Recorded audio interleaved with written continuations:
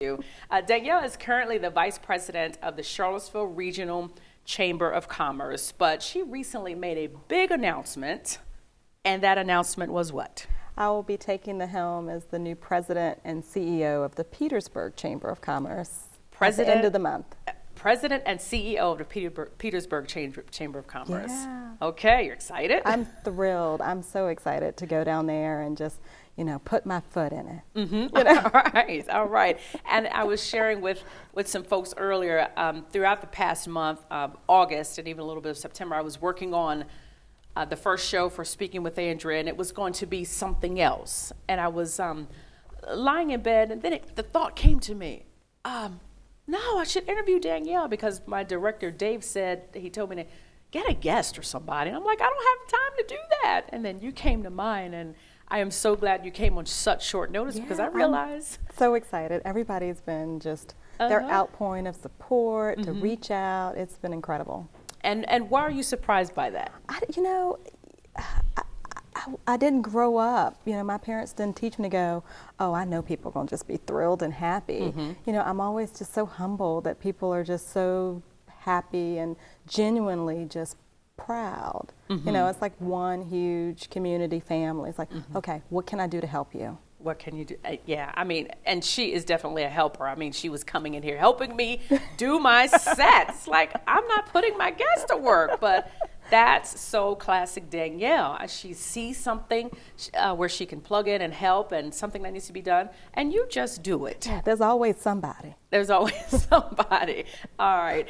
Okay, so Vice President of the Charlottesville Regional Chamber of Commerce. Now, how long have you been involved with the chamber? Been involved. Wow.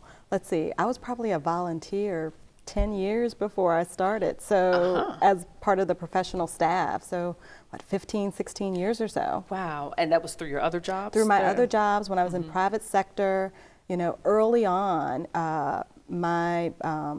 my employers thought being involved with the chamber, volunteering, it was always important to get in front of the business communities, like go out and see how you can help as a way of building relationships and getting to know people. So it was always just part of what I did.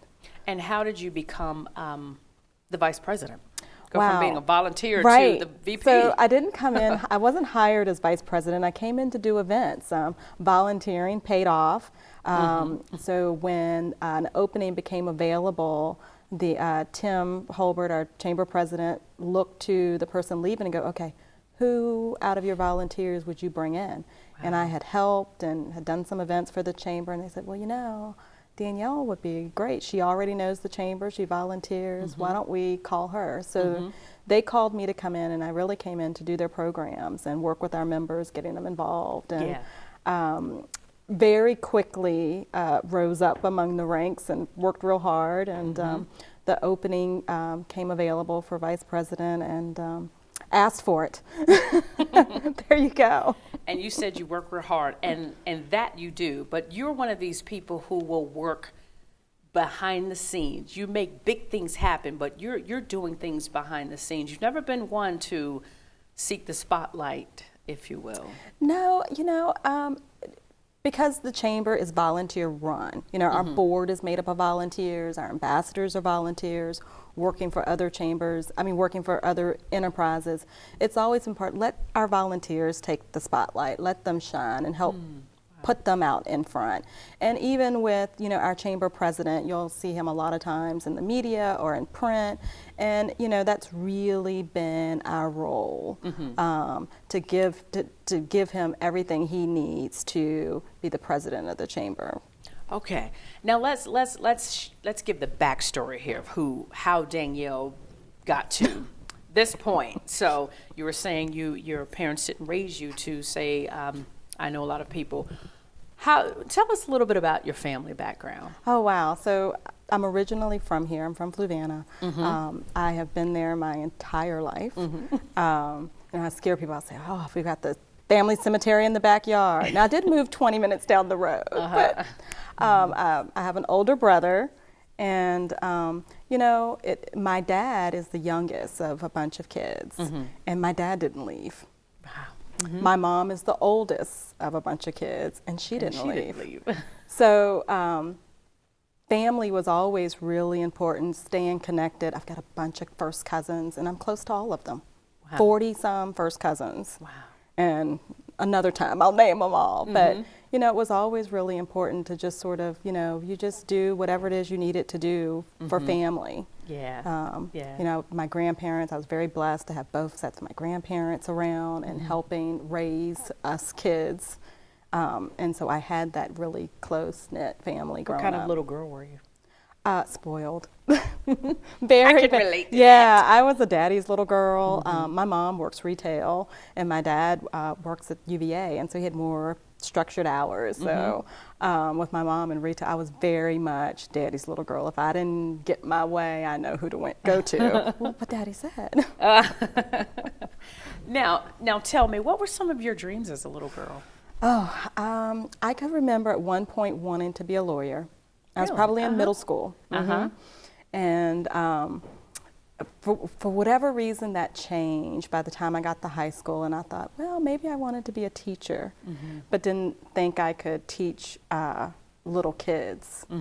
I didn't want to work with little kids and teaching them. So I ended up doing training for adults, which I loved. And I still do some training of adults on how to do meetings and programs and stuff like that. But I really do enjoy that part. Kind of stuck with me. But when you became an adult, you worked in the hospitality industry, correct? I did. I did. I was in the hotel business for about 10 years, and was in banking for about 10 years also. And that mixture of just always working with people, helping, you know, make them happy. You know, it's all customer service related. You know, there's something to be said about the customer, the member, you know, the guest. Always being right, what can you do? And most of the time, whatever their request is usually not outrageous.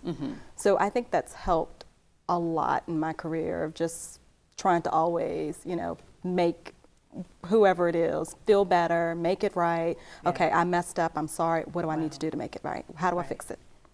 What are some of your fondest childhood memories? Or your teen years? Let's see, my fondest childhood memories. You know, I can remember, you know, my grandparents, my grandparents lived across the road from us. And so we'd spend the summers. There weren't babysitters and daycares. You went to grandma's house. And, you know, you played outside all day. They kick you out the house and you better not come back in. And I don't know what we did for 8-9 hours while our parents were at work. But you were outside for days, and it's in the country, and so they had hot sun. Gardens and apple trees, and my mother would have me peeling apples and pears to can for hours. You sitting there. My daughter could not peel an apple to can.